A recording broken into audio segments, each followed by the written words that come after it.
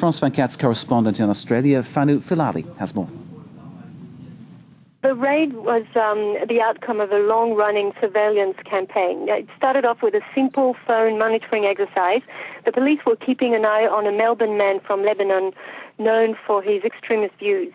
And back in January, that man called a Somali contact seeking his assistance to help him travel to Somalia and join the Al-Shabaab group along with a group of friends.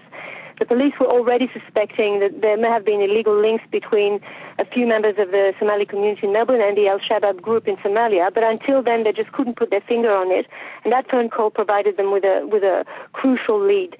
And traveling for the Lebanese man proved to be too complicated, and that's when the police, through electronic surveillance, realized the group had decided to turn their attention to carrying an attack on Australian soil.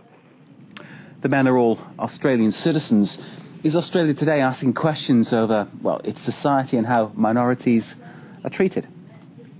Well, it is rather disturbing, and it's the men are all Australian nationals of Somali and Lebanese backgrounds, but they have also very little knowledge of Somali politics. So really what motivated them apparently was the mere fact that Australia had troops in Muslim countries.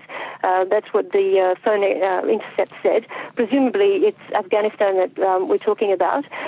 Kevin Rudd today already has reiterated the country's commitment to the war in Afghanistan.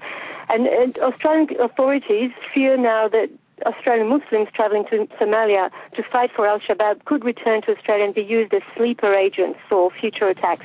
So the community is already very small here. There are only 16,000 Somali in the whole of Australia, and they only arrived recently.